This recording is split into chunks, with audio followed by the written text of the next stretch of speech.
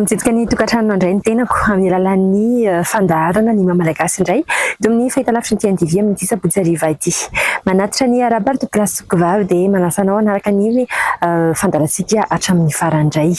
Amin'ny androany dia loha hevitra vaovao be foana no ezahana roso isaky ny asabotsy izao. Amin'ny tapany voalohany ary dia ndeha arositsika avy hatrany dadabozy hitondra amintsika loha hevitra vaovao hoentiny amintsika ao amin'ny androany indray.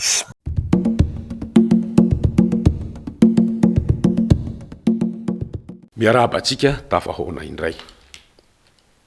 Fanontaniana ihany mbola valiko. Any hoe fanontaniana 5 zany no valiko tanatin'ny fandarana 5 zao dia ity. Inona ho izy ny hevitry ny hoe kizo fara na ilay hoe mahakizo fara dia manontany moa aho fa inona ny eritreretinao hevitry ilay hoe kizo fara dia hoy izy hoe manimba taranaka hono, mahatonga ny ozona ho an'ny taranaka hono ny dikan'izay. Dia tsy manao aho hoe tsy izy zany, tsy lavina le izy, mety ho izay.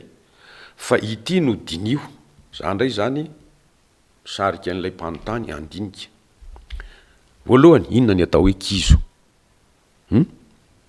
Faharoa, inona no ambara hoe fara eto? Fara sy dimby ve? Solofo sy dimby ve? Dinio aloha, kizo. Tonga dia valiko ary ny hevitry ny teny hoe kizo. Ny kizo dia tsy inona fa toerana, sehatra. Ataontsika hoe zotra ihany koa, lalana, zotra. Izay tsy malalaka, fa tery. Indraindray aza tsy ahafahana mitsofoka akory. Tsy ahafahana miaina malalaka, tsy ahafahana mivelatra sy mitombo. Zay no atao hoe kizo. Kizo anafenan'ny dahalo ny omby.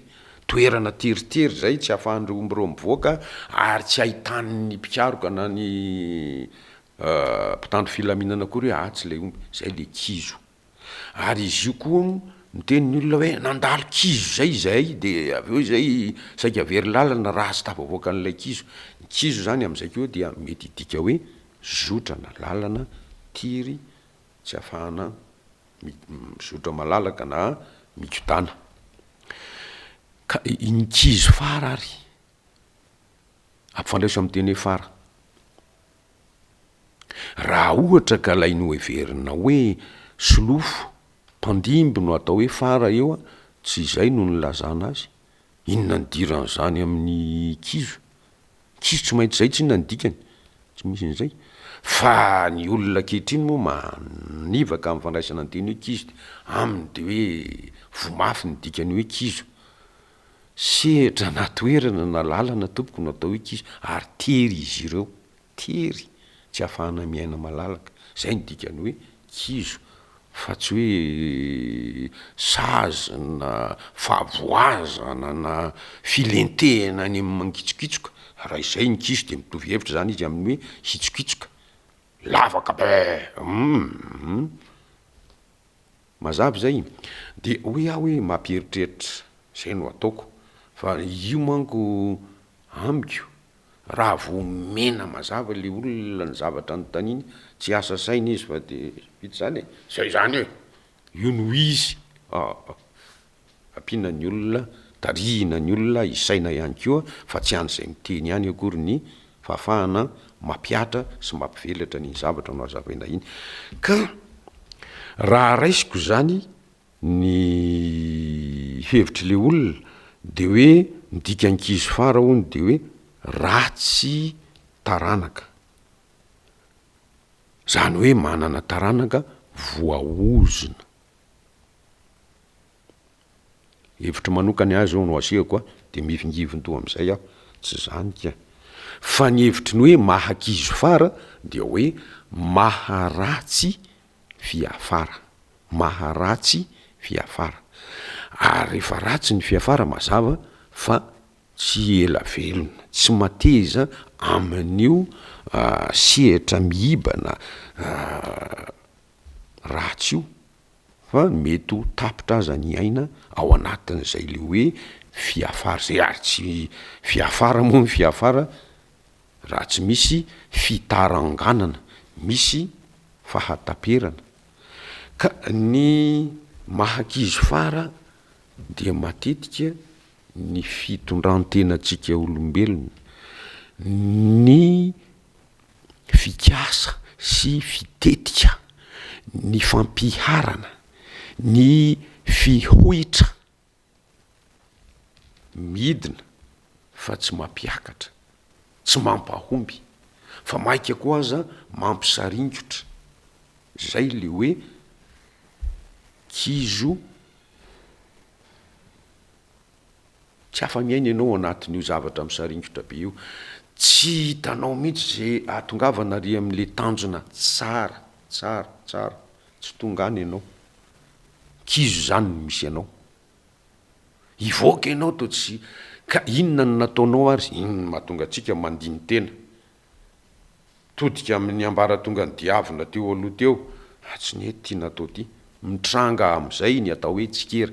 Ny tsikera dia hoe fijerenina ny lafiny naombiazana, fizahana ihany koa ny lafiny tsy naombiazana, mitsikera tena, mitsikera tena ianao eo dia mahita hoe ty tsy nety, ity nety, ty tohizako, ty atsanoko, ity vina vaovao aterak'izay nety sy tsy nety zay, misy firavonan-kevitra vaovao indray mipoitra avy am'izay. Zay no tsikera entina mampivoatra ny fiainana. Ka raha tsy teo kizo fara ianao, zany hoe tsy teo ratsy fiafara amin'ny asa na hetsika izay atao na amin'ny vina zay tanterahina, dia atao isaky ny dingana vita ny fitsikerana tena. Inona ny nety vita, inona ny tsy nety, aiza ny firavona-kevitra entina mampiakatra ka hatrarana ny tanjona. Io tsy tokony ho fantatsika angamba fa nefa dia ambarako ny fiainana ne ka manao an'izao, tsy maintsy manao an'izao ny fiainana. Fa i raha le ohatr'izao fotsiny, zay le hoe kodiaran-tsarety ny fiainana. Fa io fiainana io misy miiba dia misy miabo, iny miabo iny ny tadiavina, ka ny miiba le midina ohatr'izao iny akana lesony iny, afahana mihoatra indray, dia iny lay manao sangody miakatra, zay ny fiainana.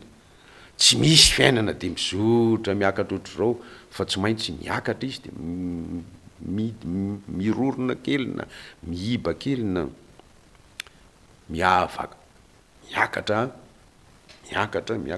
zay ny tokony ho fantatra. Ka raha kizo fara ianao dia angamba tokony heritreritra, ary matetika moa tsy ny tena no mahita an'izay hoe tsy mety ange ty atao ty, fa ny mpitazana no mahita. Ny olona rehefa manao fanorona eny rahantsika mahita reny, ery an-tanina reny, ery amin'ny akaikikaikin'ny atampotampona tanina renonao iny, manao fanorona ny olona eo dia tazaninao eo nge, ianao mahita hevitra betsaka mihitsy anaovana akamahana na metsifetsenana iny, fa izy mikatroka eo kaikeo, eo fijeriny, fa ianao alavidavitra mahita fijery. Dia ny tokony atao zany rehefa misy zavatra hijeren'ny olona anao, aza tonga tetezitra hoe nareo rangahy aza mitsambaka, aza manao an'izay, fa hoe manao tokoa moa sao dia mba tsy mety zany nataoko zany, aloha andinika kely. Ndraindraiky io misy mpanoro vohony, dia ianao hoe ianao mpikatroka indray ve no ambakain'ny mpitazana, manana hambo. Ilaina zany ny nanontaniana tamiko an'izay hoe inona ny hevitry ny hoe kizo fara, fa dia avahako le izy hoe amiko aloha ny dikany hoe kizo fara dia hoe ratsy fiafara, tsy tonga any amin'ny tanjona, fa ndraindray aza tarangana eny an-tenatenany ihany ilay vina no tontosaina, na ny ain'ny tena aza manefa kizo zany ny diranao dia ratsy fiafara ianao. Ka izay ary dia anastonana fitsipimpiainana be dia be, indrindra ho atsika taranaka malagasy ankehitriny. Kizo fara nge isika zao ka hotohizana io na fisiany zany firenena malagasy zany aza very, andao hiverenana ny maha isikatsika fa zany mandrakitra vy miaina be deaibe afahantsika am'sandratra na manao an'izao azakehitritsika manao an'izao fa tokony hiakatra am'izay nge isika zao e tokony hiakatra am'izay nge isika zao e fa tsy hijanony hoe tokony hiakatra izay no antony isaorako ny olona nandefa nyity fanontaniany ity ny ahafahana mampirisika atsika eo amin'ny toe-karena jereo hoe inona tsy nampandeha ny tsy fahampin'ny akora ve ny tsika de miandry nyity famatsim-bola ity foana fa eo am-pelantanana nge efa misy ny afahamihetsika miainga tsikelikely lanja miakatra amin'ny fiainana fa tsy misy fiainana tonga de ary atampiny ary tsy misy zany fahafatesana no misy am'zany maty ianao tonga de tapitra any tonga de any akoatra fahafatesana zany no irinao maniry ary fahafatesana fa raha fiainana ny fiainana tsy maintsy lanja miakatra ary raha ohatrohatra ka ilaina dia iny fiainantsika malagasy iny hoe miara-miasa mibetsaka mifanakalo hevitra tapatapakahitra toritory ravina miara-midinika ny dikan'izay fa ny hevitra tsy azo tsy avy amin'ny olo-tokana fa avy amin'ny be sy ny maro de atreo indray arany fandaharana ny mahamalagasy amin'ity an'io dia fa dia amin'ny manaraka indray mandra-piona tompoko. Tonga soa ato amin'ny tendance beauté indreto avy ary ny zavatra ataonay manao zay resaka momba ny coiffure pack mariage onglerie épilation esthéticienne art massage soin de visage koa tsy adino.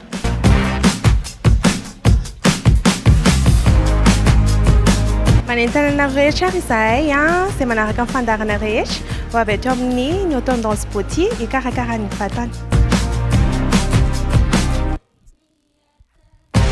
Zay ato amin'ny New Tendance Beauty ihany koa dia mivarotra produit authentique toy ny carcel tsy manovanareo angamba ny produit carcel zay hitanareo rehetra amin'ny tambanizotra any fa authentique ny anay ary mivarotra ihany koa ny produit anay fait maison izy ity huile coco dia gommage à corps ty gommage à corps sy huile coco ny varotanay naturel avokoa izy ireo tsisy akora chimique na ray azy zay ihany manamboatra anazy tongava raha ty aminay fa ny prix ato aminay dia amin'ny sarany mirary zay zakany rehetra.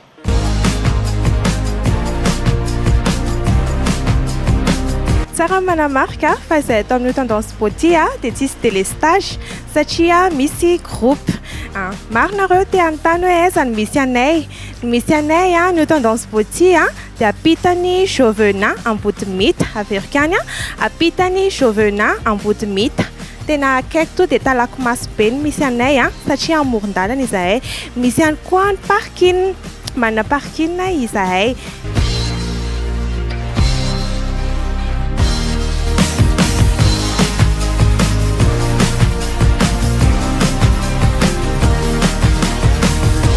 Manana page Facebook izahay New Tendance Beauty mihitsy ny page Facebook-nay dia tia ny numéro afaka azahoananay raha te hiantsanay nareo 032 64 754 24 Averikany 032 64 754 24 Magasitraka tompoko.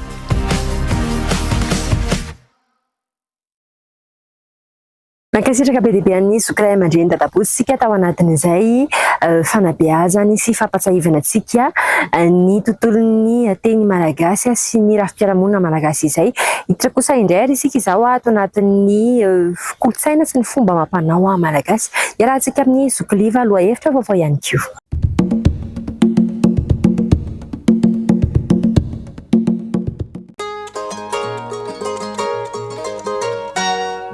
Mamerina ny fiarabana ho antsika rehetra ny atokantrano izay tonga eto amin'ny zanam-pandaharana faharosika amin'izao fotoana izao iresaka makatika ny tatitry ny sary izay tranga niseho teny amin'ny dadabe Rakotomaditra Rakotonanahary teny fandroteny tamin'ny alahady lasa teo. Andeha raha hotsahivontsika kely mialoha ny tondrana ny tatitry ny sary hoe iza marina moa Rakotomaditra izany. Izao maditra fa maditra amin'ny rariny. Rakotomaditra Rakotonanahary no resantsika androany satria izy no eny ifandro. Hotsahivontsika kely ny tantarany hoe iza marina ary izy. rehefa naresy ireo mpanjaka vazimba tato Analamanga Antananarivo ny mpanjaka Andrianjaka zanaka ny andimby ny mpanjaka Ralambo dia nangataka azy ireny mba hifindra monina mba tsy analokaloka ny fitondrany. Anisan'ireny ny mpanjaka vazimba Andriambodolova izay nisafidy ny tanàna n'Ambohimanarina. Izy dia zanaky ny mpanjaka Andriampikorona.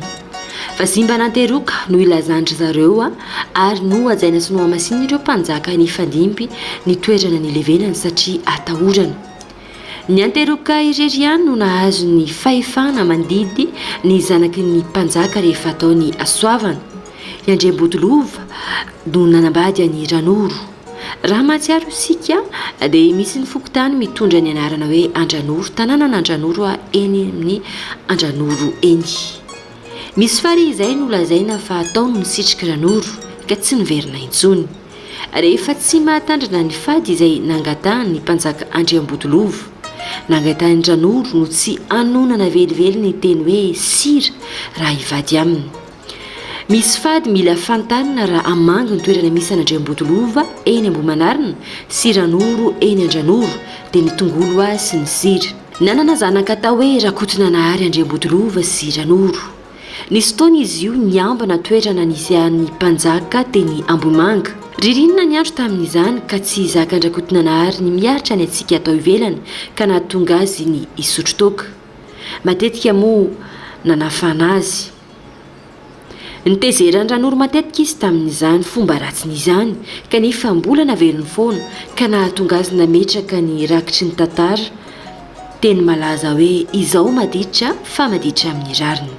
Noho io toetra tsy mety anariny io no nahatonga andreniny nanova ny anarany hoe aty aoriana hoe Rakoto maditra. Tahiry sy ny fomban-drazana malagasy moa no nakatsika ny andindininy mahakasika izay tantara sy ny lovatsofina ho an'ny Rakoto maditra Rakotonanahary izay. Manana toerany Rakoto maditra Rakotonanahary izay fohy be misy ny valamenany eny Ifandro no misy an'izay toerana izay toy izao hitantsika amin'ny sary izao. Toy ny manakasina rehetra moa dia misy ny fadiny. Manana ny asiny ny zavatra iray sy ny olona iray matoa manana ny fadiny izay. Toa ny mpanjaka rehetra sy ny amasinina rehetra ihany Rakoto maditra Rakotonanahary.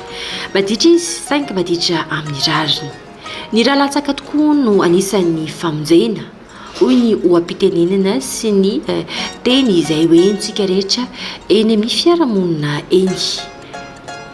Tamin'ny alahady lasa teo dia nivondrona tsy mamorona fa mamelo maso no nitondra ny ekipan'ny mamalagasy teny amin'ny toerana misy any Rakoto maditra Rakotonanahary teny. Nisy ny sorona izay nitanterahana izay sorona ondry no natao teny amin'ny toerana sy ny valamena misy any Rakoto maditra Rakotonanahary izay. Fomba toy ny fomba mampanao rehetra ihany moa izay fanaovana ny sorona izay. Melohany karana eny amin'ny lapan'ny dadilahy Rakoto maditra Rakotonanahary izay dia tsy maintsy atao ny fidiovana fisekihana any amin'ny rano izay teo amin'ny ranony Rafara Mahery sy Rafara Trirano no nanatanterahana izy ireo ny fidiovana izay. Rehefa vita ny tolotra sy ny zavatra rehetra natao tany amin'ny rano sy ny fomba mampanao rehetra sy ny fangatana fidiovana dia niakatra tany amin'ny valamena misy any Rakotonanahary maditra Rakotonanahary izay nivondrona nanatanteraka n'izay sorona izay. Andeha ary hoentina aminao ny resadresaka ny fanaovana tamin'ity olona ity mahakasika ny tontolon'ny kolontsaina sy ny fomba mampanao malagasy toy ny nataony nivondrona tsy mamorona fa mamelo maso tetỳ amin'ny Rakoto maditra Rakotonanahary. Amin'ny ankapobeny moa dia resadresaka mahakasika ny tontolon'ny kolontsaina sy ny fomba malagasy amin'ny ankapobeny no dindinika sy ny fanentanana no entiny ity ray aman-dreny ity ao amintsika ao amin'ity androany ity. Voalohany aloha raha ny kolontsaina no resahana ohatra saka very aloha ny tsy fantatro ny antony zavatra tsy fantatro na ny tsy fahalalana na ny mpampita mihitsy tsy mahatonga lafatra fa ny fomba malagasy mamalagasy anao tsy ratsy fa tsara ary tena manome fahasoavana fahasalamana fambiazana ny fiainana fanarenana ny vitana fitsaboana ny vatana ary fikarakarana ny tontolo iainana fikarakarana ny ankonana fikarakarana eo amin'ny fiarahamonina. Voalohany indrindra aloha tena tiantsika ho fantatra hoe gasy gasy ianao a gasy ray aman-dreny a gasy ny andohany a gasy akeo ny farany tokony tsy vily lalana amin'izay zany ny tanora ary tokony alala bebe kokoa amin'ny zavatra tokony ho ataony satria mazana aloha ny tanora tsy ametsiny any tanora fa noho nyty fandrosoana misy tonga de tsotra zany tsy afina amin'ity zavatra ty a eto amin'le finoana ny samana ny finoany ny sasany mampiditra any amin'ny zavatra tsy finoany malagasy teto voalohany indrindra itsika gasy efa nafantatra zany hoe lainahary zay aloha zany atombohako ianao ary lainahary ianao arin'Andriamanitra faharoa ny tany zay honenanao arin'Andriamanitra fahatelo airin'Andriamanitra ny tany zay honenanao a de na sy ny zavaboary tao a ivelomanao asoanao atsaranao fa izay le zavaboary zay tsy voatrandraka ary tsy voahitsy amintsika tanora de manjary tonga le fampoasapy zay zany ny tena olana amintsika amin'izao fotoana zao ary zay no tena mandrava le fomba mamalagasy satria voatery hoe mamonotro sampy manao zany fomban-drazana indrindra fa miakatra ohatran'izao toerana zao zay zany ny tena olana amintsika ary tsy voazava tanora ikana aloha fa misy miverina ihany amin'ndoharana kanefa na miverina andoharana raha mbola misy ihany mihina tena tsy fantatra satria atony ony le resaka ony zay ny mandeha fa tsy fantany tsara hoe zao a tonga fomba fanao amin'ity a zao fomban-drazantsika taloha zao tsoroka aminao mazava tsara tamin'ny mbola fanjany ray aman-dreny efa iny taina mbola mivady ery ary tsy maka amin'izao fotoana nefa misy an'ity fandrosoan'ity a na misy ray dimy sareta re misy mandroka nole saina tsy voadinika saina tsy voaeritrehitra hoe misy an'le nahary ao ambony eo satria tonga le fitenena hoe naiza anao zay ataonao hitan'le nahary ao ambony eo na de tsy hitany olombelona raha mba hitan'le nahary zay le fahitan'le nahary zay a tsy tsapatsika tsony hoe misy zavatra ho atahorana fa de hoe zaharerina ty zay tiako ataona atao rehefa tsisy pahita de olo marina fa tsy fantany hoe misy mijiry anao ambony ao ka izay no za hoe raha mba azo atao amintsika tanora de mba ady adio tsara aloha alohany inanana ady adina iena inona no anko de rehefa fantatra le iena de idiro rehefa tsy fantatra le iena za miditra zay mihitsy zany tonga de tsoroko ady adio tsara aloha inona le fomba mamalagasy fa le mihinam-bolo lekeo tsy mety hoe fomba gasy de tsy fantany kory le fomba gasy de efa mandeha fa ady adina tsara inona le fomba faharoa zany azoko lazany hoe le fomba fantatro aloha voalohany indrindra fatahorana le nahary faharoa Andriamanitra matoa naka ny olombelona taty natao mitovy sara ngaminy sy ny fanahy fatana nosona le raha zambe anao lasa nodimandra ny fanahy wakilan'Andriamanitra ajao ireny fa reny ny tanao masoandro reny na metraka raha ty alala fomba aloha de ny razanao de ny hainao hoe gasy misy ny fisiko ny hainao zany aloha mila mino ny tenanao fa misy fanahy tontolo fanahy ianao fa raha fa tsy mino ny tenanao anao hoe misy tontolo fanahy ny tenanao de mananao foana koa fa tsy hoe mpitondra ihany misy tontolo fanahy fa rehefa olombelona alasak'Andriamanitra ty ambony tany de misy tontolo fanahy zay fa ny fomba fanajana azy fotsiny tsy mitovy ka rehefa manaja ny tenanao anao misy ny fisiko namboarin'Andriamanitra koa voanjaiko zay tontolo fanahy tamiko zay de manampy anao Andriamanitra nahary anao manampy anao ny razambe anao manampy anao ny tany zay hitsahanao satria tany manakasina manana ny asiny mahafa nosy rehetra zay aloha asahako mirerena zany fa mbola hafa nosy rehetra no nositsika misy tontolo fanahy ny nositsika fomba toy ny fomba rehetra ihany moa reny tatitra ny sary izay nomenantsika ireny ny toerana misy any rakoto madiditra rakotonanahary izay enifandro zay de somary mianatsimy kely miala amin'ny eto Antananarivo renivohitra isika de mahazo any lalam-pirenena fafito iny tsy de miala lavitra nefa tsy tena hoe akaiky nefa tsy alavitra ihany koa rehefa nandalo teny amin'ny toerana misy azy izahay de hita sy tsapa fa tena mbola hoe manaja ny fomba sy ny kolotsaina sy ny vakoka malagasy sy ny asindreo ray aman-dreny ireo ny mponina eny manodidina tsy ny valamenatra koto maditra ihany no hita eny an-toerana fa mbola misy ihany koa ireo zava-malagasy hita hafa misy ihany koa eny ny lavabato izay mety hoentina aminao atao anatin'ny fandaharana ihany ny tontolon'ny sary sy ny mahakasika ny fanadihadiana mahakasika azy ireny amin'ny fotoana mamety azy fa toy izay ary ny fiarahana tamin'ny vondrona tsy mamorona fa mamelomaso tamin'ity androany ity tsara moa mampatsiahy fa tamin'ny ady lasa teo a ireny sary nomenanao tamin'nyity an'ity ireny nakasitraka be lehibe an'izy ireo izahay izay nitondranay teny antoerana ihany koa namelona indray ireo fomba mampanao malagasy sy nitondra ny tatitra ny sary taminao tany atokantrano tany any makasitraka ny fanaovana ny fanadihadiana ihany koa.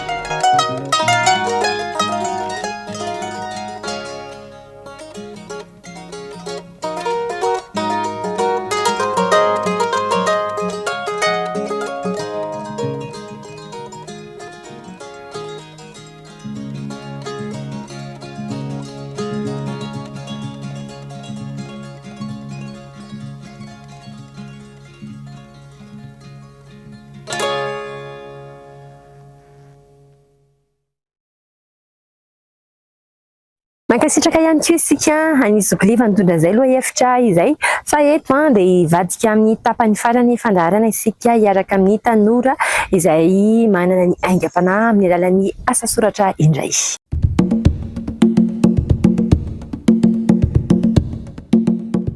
Asa ramahanitra.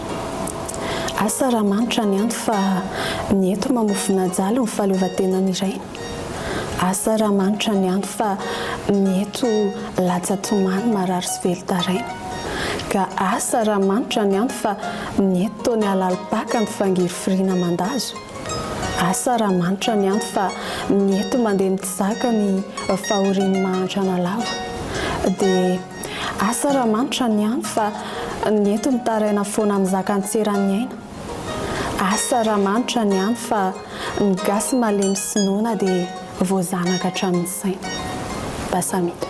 Iny zanam-pandarana farany iny moa no tena nentanako antsika rehetra ny atokantrano any raha toa ianao ka manana an'izay aingam-panahy amin'ny alalan'ny asa soratra izay tsy voatery hoe tononkalo toy ny ataon'ireny ankizy ireny fa rehefa hoe asa soratra ny aingam-panahinao na kabary na inona ka ianao manoratra anazy izany hoe aingam-panahy ny aingana ao anatinao ao dia afaka ifampizarantsika eto amin'ny fandarana ny mahamalagasy foana ireny rehetra ireny tsara marihana moa fa mahimaimpona ny fifampizarana an'ireny zavatra iny ato anatin'ny fandarana ny mahamalagasy. Izay ihany koa ary nananakato tanteraka ny fandarantsika ao amin'ity anio ity dia amin'ny herin'ny androany no hevitra vaovao be indray mifampizarana amintsika ato anatin'ny fandarana mankasitraka ny nanao ny taovolo tetsy Ambodimida tetsy dia mankasitraka ny ekipa teknika ihany koa tsy adino ny manasitra fisaorana ho anao nanaraka ny fandarantsika hatramin'ny farany indray ho amin'ny herin'ny anio indray felomadoko.